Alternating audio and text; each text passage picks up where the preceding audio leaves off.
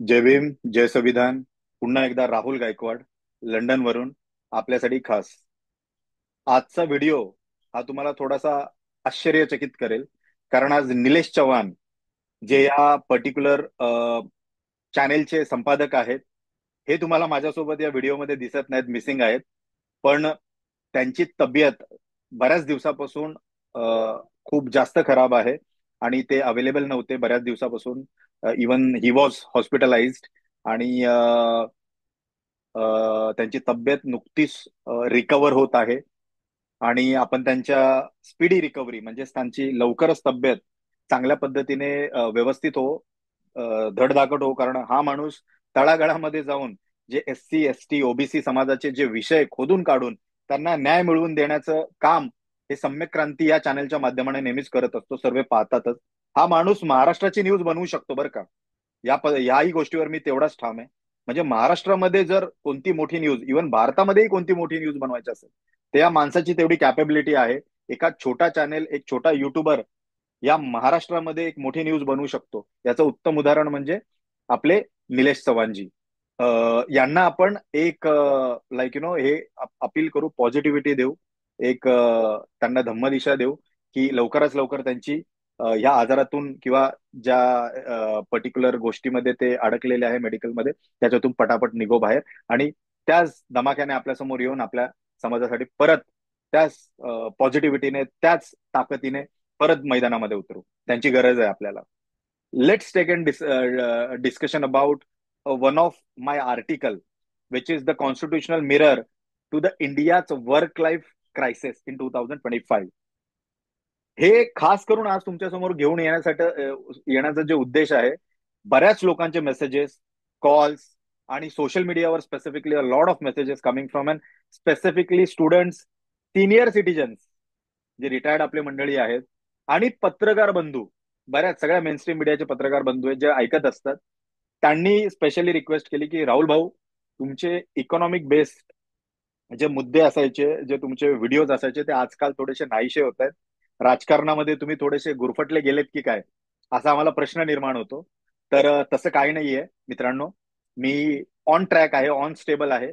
कधी कधी अलीकडे आणि पलीकडे जाऊन गोष्टी बघायच्या असतात, तेव्हा आपल्याला बऱ्याच गोष्टीचं ज्ञान भेटतं. कारण आपलं विजन बाबासाहेबांसारखं आहे. आपल्याला भारताला वरती घेऊन जायचं आहे. राजकारण is the secondary, Bharat is the primary. या गोष्टीवर आपण भर देतो.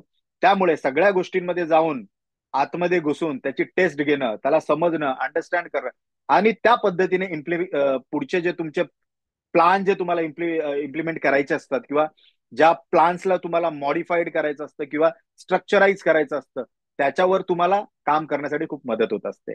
आणि याच गोष्टीमुळे थोडासा बऱ्याच दिवसापासून आपण व्हिडिओ व्हिडिओ बनवला नाहीये. या व्हिडिओच्या माध्यमातून निलेशजी नसतानाही मी तुमच्या समोर येतोय, कारण समाज महत्वाचा आहे. माहिती समाजापर्यंत सिम्प्लिफाय पद्धतीने आणि सोप्या पद्धतीने पोहोचली पाहिजे, आणि आपल्या लोकांना गोष्टी समजल्या पाहिजे. हा जो पर्टिक्युलर आर्टिकल मी लिहिला, जो article named as an the constitutional mirror to India's work life crisis 2025, बरंच रिकॉग्नायझेशन भेटलं. बऱ्याच लोकांनी मला सांगितलं की वाखणण्याजोगं लिहिलंयस राहुल, खूप चांगल्या पद्धतीने, खूप कमी वयामध्ये तू गोष्टी मांडायचा प्रयत्न केला, शॉर्ट अँड स्वीट मध्ये. त्यांनी मला एक्सप्लेन करायला सांगितलं की लोकांना समजव की काय एक्झॅक्टली हा प्रॉब्लेम आहे आणि कसा याला टॅकल करू शकतो आपण. मी अनालिसिस करत असताना, रिसर्च करत असताना, जवळपास 1 ते 1.5 महिना मी याच्यावर रिसर्च करतोय. वर्क लाईफ बॅलन्स इंडेक्स, जो WLBI 2025, याला मी कम्पेअर केलं OECD, म्हणजेच organisation for economic cooperation and development economies. आता जर तुम्ही मला विचारलं OECD म्हणजे काय, तर या पर्टिक्युलर सेगमेंटमध्ये जवळपास 38 कंट्रीज येतात. 38 कंट्रीज या पर्टिक्युलर सेगमेंटचं नेतृत्व करतात, ज्याच्यामध्ये ते ग्रोथ, स्टेबिलिटी आणि ट्रेड याला स्ट्रॅटेजाइज कसं केले जाईल, याच्यातल्या कोणत्या कंट्रीज कुठे मागे पडत आहेत, त्याचं मेकॅनिझम काय आहे, त्याचं मेट्रिक्स काय ते समजून त्याच्यावर कसे तोडगे काढता येईल, एकमेकांना कसं सहकार्य करता येईल, ही पर्टिक्युलर संघटना म्हणजेच organisation for economic cooperation and development, OECD, या इकॉनॉमीजला कसं एकत्र करता येईल, त्यांना कसं मर्ज करता येईल, याच्यावर लक्ष देतात. ज्यामध्ये याचे जे मेंबर्स आहेत, याचे जे यजमान आहेत, त्याच्यामध्ये नॉर्थ अमेरिका आहे, साऊथ अमेरिका आहे, युरोप आहे, त्याच्यामध्ये एशिया पॅसिफिक म्हणजे ज्याच्यामध्ये अपॅक कंट्रीज म्हणून आपण ओळखतो त्यामधल्या ऑस्ट्रेलिया आहे, जपान आहे, कोरिया आहे, south Korea specifically, New Zealand and Israel, या कंट्रीज त्याच्यामध्ये मोडतात. आणि या पर्टिक्युलर कंट्रीज एकमेकांना त्या पद्धतीने मदत करत असतात, विचार विनिमय करत असतात, त्यांच्या बऱ्याचशा कॉन्फरन्स होतात आणि त्याच्यामध्ये ते तोडगे काढत असतात की आपण कसं स्टेबलाइज केलं पाहिजे, कसं ग्रुपने एकत्र वरती गेलं पाहिजे इन्स्टेड ऑफ इंडिव्हिज्युअल थिंग.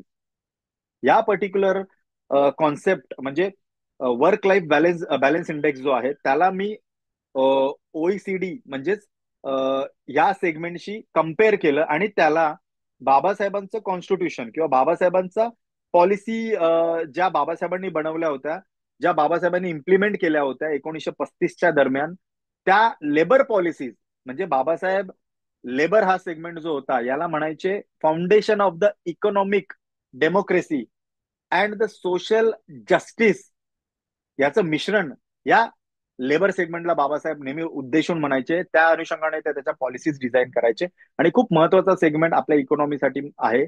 आणि या सेगमेंटला आपण व्यवस्थित व्हॅल्यू दिली पाहिजे, याला जस्टिस दिलं पाहिजे, याच्यावर बाबासाहेबांचा खूप खूप जास्त भर होता. 1935च्या वेळेसच्या तुम्ही जर पॉलिसी पाहिल्या तर या पॉलिसीजमध्ये बाबासाहेबांनी इम्प्लिमेंट केलेल्या पॉलिसीज म्हणजे ज्याच्यामध्ये तुम्ही जर पाहिलं तर labour member of the viceroy executive council 1942 to 1946, याच्यामध्ये जर तुम्ही पाहिलं Babasaheb have introduce a lot of landmark reforms, म्हणजे जे डोक्यात पण नव्हते लोकांच्या. जेव्हा आपल्याकडे कोलोनियल टाइम मध्ये किंवा त्याच्या अगोदर जो फ्युडल सेगमेंट होता, जो राजेशाही प्रिन्सली स्टेट्स, या सगळ्या गोष्टींमध्ये फक्त लेबरला लेबर सारखी ट्रीटमेंट होती, जनावरांसारखी ट्रीटमेंट होती.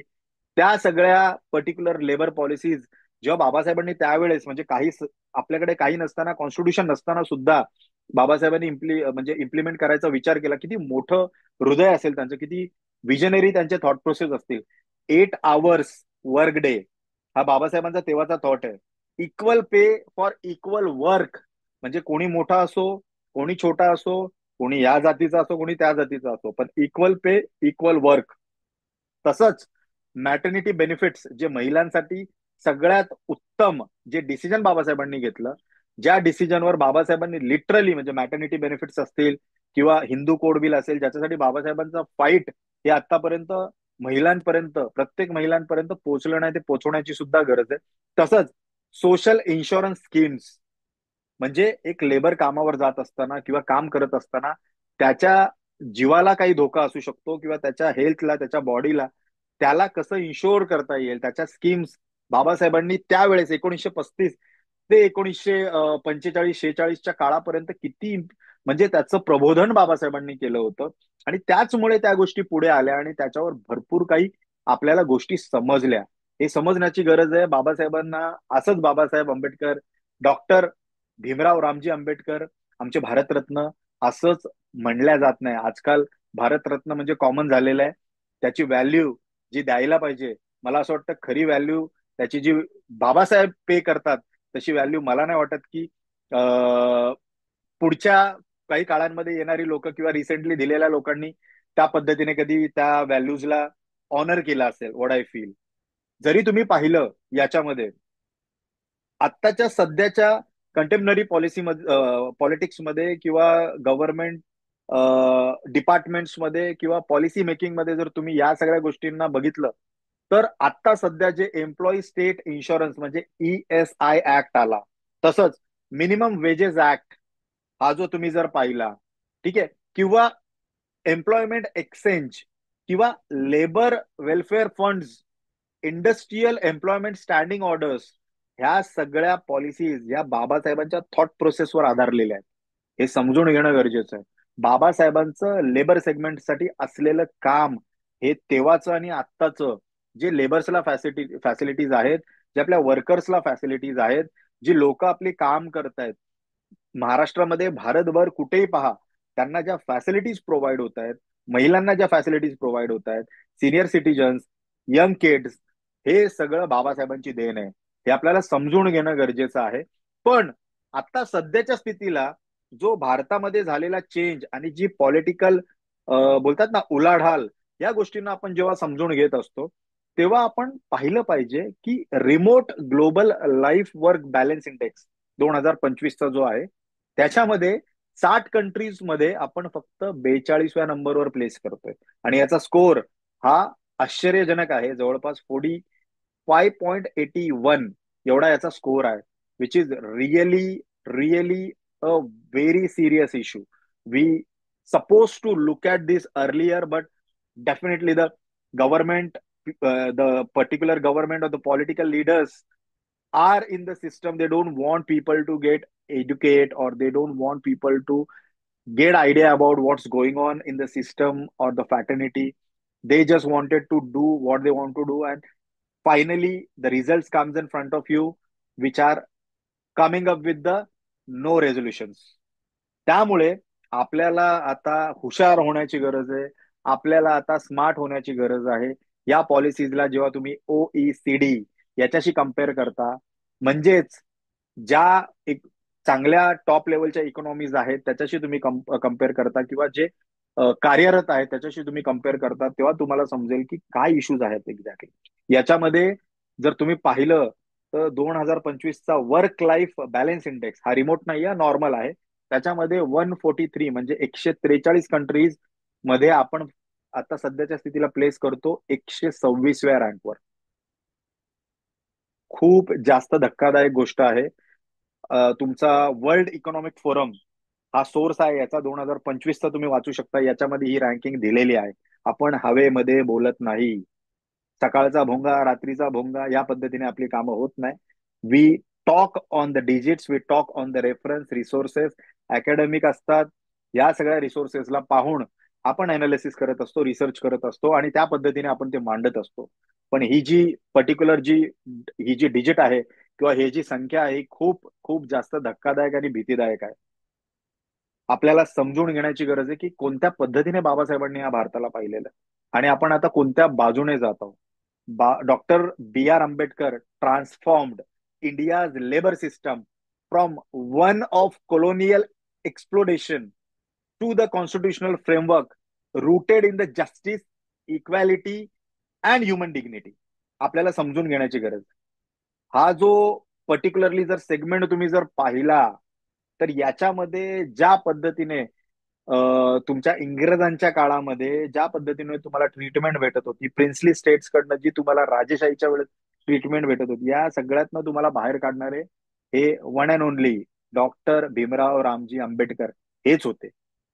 त्यामुळे आपल्याला त्या गोष्टींना समजून घेणं तेवढंच महत्वाचं आहे, त्याचा अभ्यास करणं तेवढंच महत्वाचं आहे. हे करत असताना, या पॉलिसीज बनवत असताना बाबासाहेबांनी quality of employment, quantity of employment, तसंच तुम्ही जर पाहिलं असेल याला पर्टिक्युलरली जर लेबर इकॉनॉमिक्स किंवा वेलफेअर इकॉनॉमिक्स आहे, तुम्ही जर पाहिलं कॉन्स्टिट्युशनल पॉलिटिकल इकॉनॉमी, किंवा जी सध्याच्या स्थितीला जर तुम्ही पाहिलं गिनी कोइफिशियंट आहे, कम्पॅरेटिव्ह पॉलिटिक्स आहे किंवा कम्पॅरेटिव्ह इकॉनॉमिक्स आहे, या सगळ्या गोष्टींचा जेव्हा त्यांनी पर्टिक्युलरली अभ्यास केला, सखोल रिसर्च केली, तेव्हा आपल्याला बाबासाहेबांनी या पूर्ण पॉलिसीजला इम्प्लिमेंट केलेलं आहे किंवा याचे इम्प्लिकेशन्स केलेले आहेत. आपल्याला समजण्याची गरज आहे. लेबर फोर्स ऍब्झॉर्शन जे आहे, जॉब फॉर्मॅलिटीज आहे, वेजेस तुमचे जे वेजेस ॲडेक्वेसी आहे, प्रोडक्टिव्हिटी आहे, सोशल प्रोटेक्शन आहे, बऱ्याच गोष्टी आहेत. या गोष्टींवर बाबासाहेबांनी, इन्शुरन्स आहे, या गोष्टींवर बाबासाहेबांनी कसं वर्क केलं असेल त्या टायमिंग, आणि त्याच्या पाठचा अभ्यास किती असेल बाबासाहेबांचा. आपण एक पर्टिक्युलर एक थोडासा रिसर्च म्हणजे इम्पेरिकल डेटा जो असतो, इम्पेरिकल अनालिसिस जे असते, 2025ची लेबर मार्केट जो आपण एक असतो त्याला आपण थोडा डायग्नोसिस करूया त्याचं, आणि त्याला थोडं अनालिसिस करूया. क्वांटिटी ऑफ एम्प्लॉई या पर्टिक्युलर मुद्द्यामध्ये आपण पाहू. याच्यामध्ये अनएम्प्लॉयमेंट रेट जो आहे तुमचा सध्याच्या स्थितीचा, त्याला आपण OECD म्हणजे या कंट्रीजचा जो ग्रुप आहे इंडियाचा, OECD कंट्रीजशी आपण कंपॅरिझन करू. अनएम्प्लॉयमेंट रेट जो आहे इंडियाचा 2025 सध्याचा, तो आहे जवळपास 5.6% सध्याचा. आणि OECD चा ऍव्हरेज जर 2025चा जर तुम्ही पाहिला तो 5% आहे. म्हणजे अगेन आपला जास्त अनएम्प्लॉयमेंट रेशो, हे समजण्याची गरज आहे. अर्बन अनएम्प्लॉयमेंट म्हणजे जॉबलेस नेस जो आहे तुमचा, इन द अर्बन सेंटर्स हा 7.1% आहे, जो की ओईसीडी मध्ये 5.1% आहे. रुरल अनएम्प्लॉयमेंट म्हणजे ग्रामीण भागामध्ये जो तुमचा जॉबला घेऊन किंवा वर्क फोर्सला घेऊन जो तुमचा एक उदासीनता आहे, त्याच्यामध्ये जर तुम्ही पाहिलं तर 4.9% अगेन. ओईसीडी मध्ये तो 4.7%. म्हणजे कुठेच तुम्ही कम्पेअर होत नाही आहात या डेटामध्ये. 2025 इंडियाचा आणि ओईसीडीचा जर तुम्ही कोणत्याही कंट्रीज पाहिलं, त्या कंट्रीजमध्ये अशा कंट्रीज आहेत त्या कंट्रीज बरोबर आपण कंपॅरिझन करतोय, which is very very dramatic actually. आणि हे समजणं खूप गरजेचं आहे आपल्याला. युथ अनएम्प्लॉयमेंट जर पाहिली, तो तुमचा इंडियामध्ये जर ओव्हरऑल पाहिला तो 13.8% आहे, आणि ओईसीडी मध्ये तो 11% आहे ओनली. मी तर बाकीच्या मोठ्या मोठ्या अजून ओव्हरऑल कंट्रीजच्या वार्ताच करत नाहीये तुमच्याशी. नॉर्थ साऊथ अमेरिका अशा पद्धतीने आपण त्याचं अनालिसिस करतोय. जर आपण मोठ्या कंट्रीज किंवा ऑल टुगेदर टॉप 5 कंट्रीजशी कंपॅरिझन केलं तर आपली हालत खूप खराब होईल. तसंच फिमेल अनएम्प्लॉयमेंट हा खूप मोठा विषय आहे, याच्यावर खूप काम करण्याची गरज आहे. तो 5.8% आहे. ओईसीडीच्या आहे जवळपास जवळपास 4.5%, म्हणजे 1%, 1 ते 1.5% आपण जास्त आहोत. लेबर फोर्स पार्टिसिपेशन रेशो जो मी नेहमी सांगत असतो, LFPR ज्याला म्हणतात, तो तुमचा आहे 50%. जो आहे तुमचा मेल आणि फिमेलचा 25% आहे, जो की ओईसीडी मध्ये जवळपास 75% सध्याच्या स्थितीला आहे. Employment to the population ratio हा खूप महत्वाचा पॉइंट आहे. EPR, employment to the population ratio, तुमची एम्प्लॉयमेंट टू द पॉप्युलेशन रेशोला जर तुम्ही काढलं तर फक्त आणि फक्त 46% वर आपण मोडतो. आणि ओईसीडी मध्ये जवळपास 70 to 75% एवढा पर्टिक्युलर ऑब्झर्वेशन आहे. एवढ्या पद्धतीने एम्प्लॉयमेंट त्यांच्या पॉप्युलेशनच्या अनुषंगाने काम करत असतात. हे तुमचं झालं क्वांटिटी ऑफ द एम्प्लॉयमेंट. आता आपण quality of the employment check करू, याला अंडरस्टँड करू, याला समजून घेऊ, ज्याच्यामध्ये इनफॉर्मॅलिटी म्हणजे इंडियाला आपण परत ओईसीडी ऍव्हरेज 2025 इंडिया याचे डिजिट्स या कंट्रीजच्या सेगमेंटची या ग्रुपशी आपण कम्पेअर करायचा प्रयत्न करू. इनफॉर्मॅलिटी इंडियाची जी आहे ती 82.5% ऑफ द वर्कफोर्स एवढी आहे. आणि जर ती ओईसीडी मध्ये जर तुम्ही पाहिली तर लेझर दॅन 20% ओनली, म्हणजे the single greatest barrier of the labour dignity. जर तुम्ही सध्याच्या स्थितीला जर पाहिलं, या पद्धतीने आपल्या भारताची कंडिशन सध्याच्या स्थितीला चालू आहे. वर्नेबल एम्प्लॉयमेंट रेट जर तुम्ही पाहिलं याच्यामध्ये, तर आपण 35%च्या वरती, म्हणजे लोकांना काय त्रास असेल, त्यांना कशा पद्धतीने काम केलं करवत असतील, किंवा कशा पद्धतीने आपल्या लेबर्सला ट्रीटमेंट भेटत असेल, हे जर पाहिलं तर जवळपास 35%च्या रेंजमध्ये आपण पोहोचतो. ओईसीडी जवळपास 10% पर्यंत जातात. परत तुम्ही जर पाहिलं की द रिअल वेज म्हणजे तुमचा जो सॅलरी आहे, तुमचा जो डेली भत्ता आहे, त्याची ग्रोथ इन्फ्लेशन ऍडजस्ट करून जर आपण पाहिलं तर जवळपास आपण इंडिया 0.4% वर पोहोचतो. एवढी आपण त्याला बोलतात ना की सटीक किंवा एवढं स्टॅटिस्टिकली आपण त्याला देतो. आणि ओएसडी मध्ये जवळपास 1.8 to 2.5% या पद्धतीने त्याला सेक्टराइज किंवा त्याला कॅटेगराईज केलं जातं. तसंच जेंडर पे गॅप जर हा पाहिला तर 19% आपल्याकडे गॅप आहे. जेंडरच्या पद्धतीने आपल्याकडे सॅलरी देतात, फिमेलला वेगळी, मेलला वेगळी. आता तृतीय पंथांना पण वेगळ्या पद्धतीने ट्रीट केलं जातं, त्यांनाही त्यांच्या पद्धतीचा पे भेटला जात नाही, करेक्ट पे दिला जात नाही. तोच ओईसीडी मध्ये पाहिला तर तो जवळपास 12 ते 13% आहे. ह्युमन कॅपिटल इंडेक्स जर पाहिला वर्ल्ड बँकचा, तुम्ही रिपोर्ट काढून पाहिला तर त्याच्यामध्ये आपण 0.49 वर आहोत, आणि ओईसीडी जवळपास 0.75 वर आहे. आपली एज्युकेशन हेल्थ नेक्सस जो आहे तो फ्युचर प्रोडक्टिव्हिटीला लिमिट करतोय, थांबवतोय, त्याला स्टॉप करतोय, हे समजण्याची आपल्याला गरज आहे. तसंच सोशल सिक्युरिटी कव्हरेज हा आपला जो आहे तो 23% आहे, म्हणजे एकदम लो सोशल सिक्युरिटी कव्हरेज आपल्या भारतामध्ये आपल्या लेबर्सला, आपल्या वर्क फोर्सला दिलाच जात नाही. तोच as compare to the OSD ला तुम्ही जर केला तर 92% एवढं सिक्युरिटी आहे बाहेरच्या कंट्रीजमध्ये. पण आपल्या लेबरला सिक्युरिटी नाही, आपल्या लेबरला कोणत्याही इन्शुरन्स पॉलिसी व्यवस्थित दिल्या जात नाहीत. हे खूप खूप दुर्दैवी आहे. अनएम्प्लॉयमेंट बेनिफिट ऍक्सेस जर पाहिला तो 10% ऍव्हरेज, पण ओएसडी मध्ये जवळपास 70%. म्हणजे या पद्धतीने आपल्या जर क्वांटिटेटिव्ह आणि क्वालिटेटिव्ह आपण जर पाहिलं तर India's labour market is defined not by the lack of work but the absence of the decent work. समजून घेण्याची गरज आहे. absence of the decent work, informality, vulnerability, dominance, ensuring that the employee fails to deliver the stability, social security, and the upward mobility. We need to understand की कोणत्या पद्धतीने labour आपला दाबला जातो. याची कारण म्हणजे as usual the caste and the class जो आहे तुमचा, या पद्धतीने तुम्हाला डिवाइड केलं जातं. डिवाइड अँड रूल केला जातो. आजही फ्युडलशाही चालू आहे. सेंट्रिक बिझनेसेस चालू आहेत जे फक्त स्वतःच्या लोकांना, स्वतःच्या जातीतल्या लोकांना वरती आणायचा प्रयत्न करतात. आपल्याला या गोष्टींवर लक्ष देण्याची गरज आहे की SC ST, आदिवासीज, ओबीसीज, ईबीसीज हे कशा पद्धतीने दाबले जातात, डॉमिनेट केले जातात, किंवा इनफॉर्मल किंवा हझर्डस जॉब्स याच्यामध्ये ओव्हर रिप्रेझेंटेशन या सेगमेंटचं का जास्त आहे, हा पण खूप महत्वाचा प्रश्न आहे. याला समजण्याची गरज आहे. जेंडर्ड एक्सक्लुजन आहे. डेफिनेटली द फिमेल LFPR, जसं मी तुम्हाला सांगितलं की लेबर पार्टिसिपेशन जो आहे फिमेलचा 25%, nearly 1/3 of the OECD average जर तुम्ही पाहिला तर म्हणजे it's a difficult situation. Females काम करत नाहीयेत किंवा त्यांना बूस्ट दिला जात नाही, बूस्टर केले जात नाही. त्याच्यामुळे इकॉनॉमीवर खूप इफेक्ट पडतो. कारण एक सेगमेंट असाच राहतोय आपला जो की बाहेरच्या कंट्रीजमध्ये खूप ऍक्टिव्ह आहे. फ्युडल शाही तुमच्याकडे आहे. लेबरला ज्या पद्धतीने ट्रीटमेंट केली जाते, ज्या पद्धतीने इंडियामध्ये आता पहिला फ्युडल होता, प्रिन्सली होते, राजे होते, आता निओ फ्युडल आपण असं म्हणू शकतो. या पद्धतीने एक नवीन कॉन्सेप्ट आता उदयास येऊ लागलेली आहे.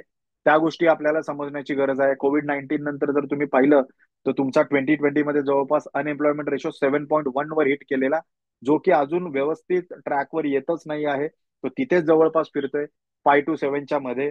आपल्याला त्याच्यावर काम करण्याची गरज आहे. या सगळ्या गोष्टी खूप महत्वाच्या आहेत. समजून घेण्याची गरज आहे.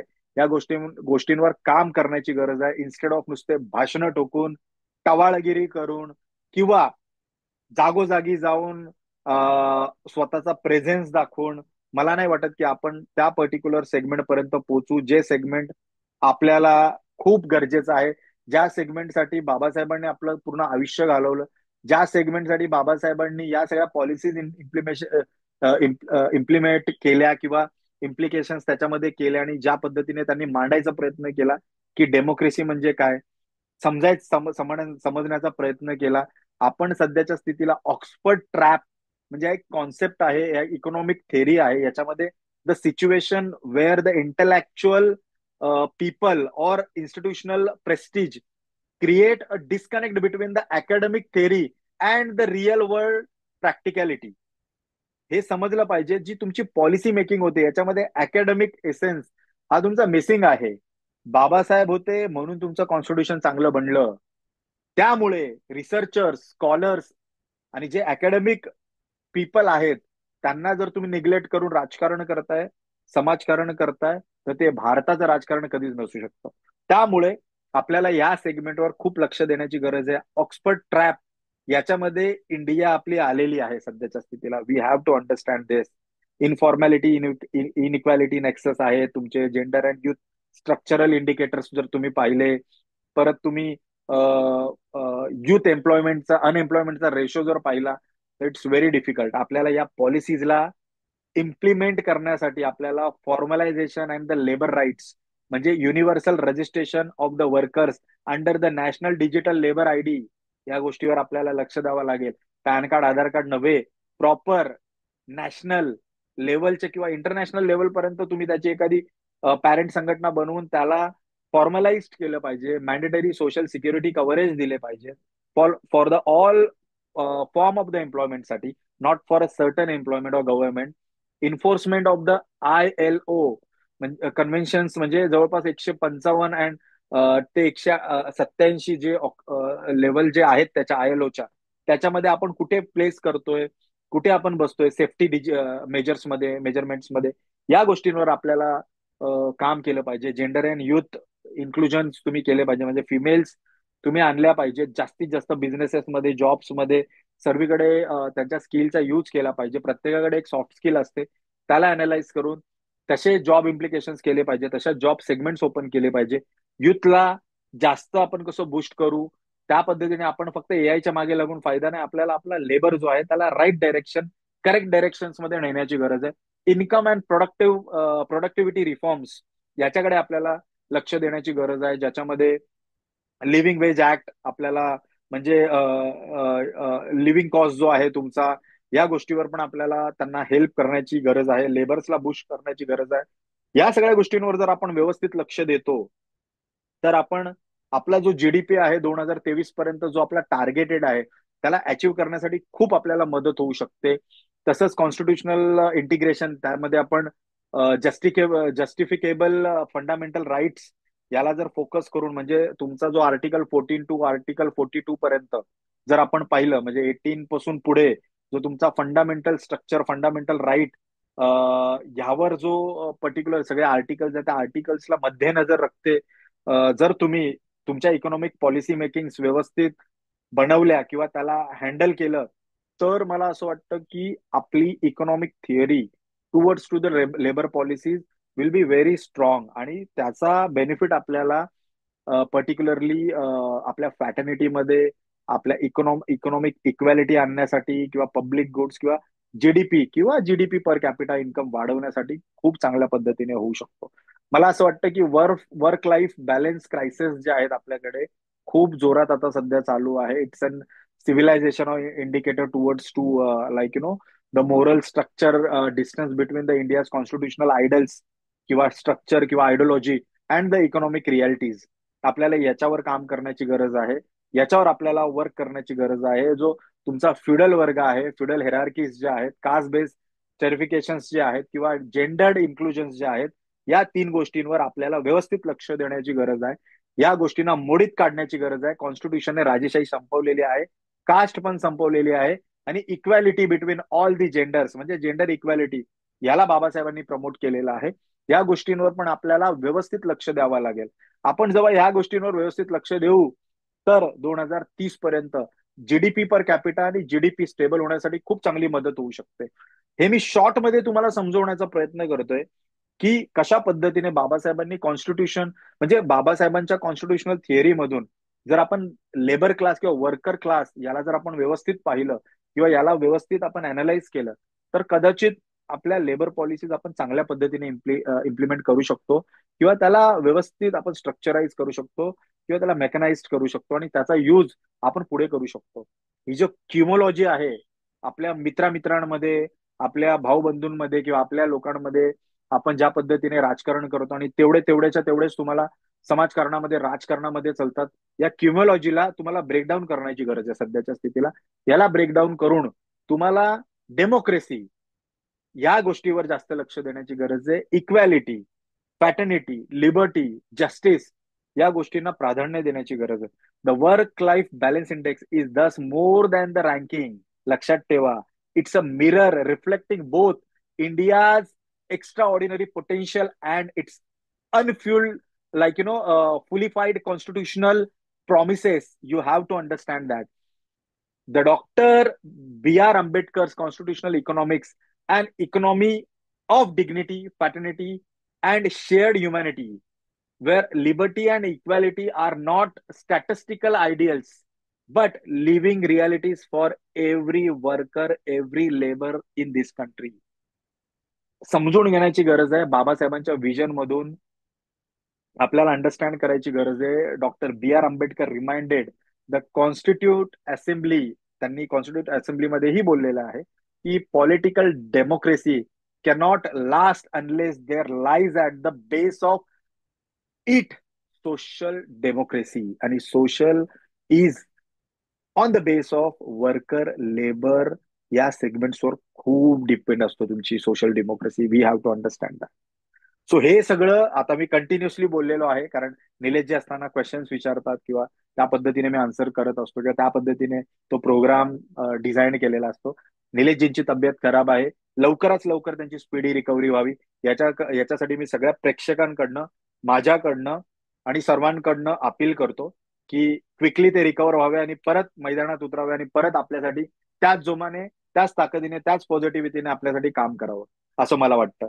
जाता जाता एक रिसेंटली स्कॉटलंडला ट्रॅव्हल करत असताना, बिझनेस ट्रॅव्हल असताना एक कविता मनामध्ये लिहिली होती, बऱ्याच गोष्टींना मध्यनजर रखते हुए, किंवा बऱ्याच गोष्टी संदर्भात ठेवून, किंवा काही घटना, किंवा काही किस्से, किंवा काय, या सगळ्या गोष्टी अनालाइज करून त्याच्यावरून एक छोटीशी कविता लिहिली होती, वाचून दाखवतो जाता जाता.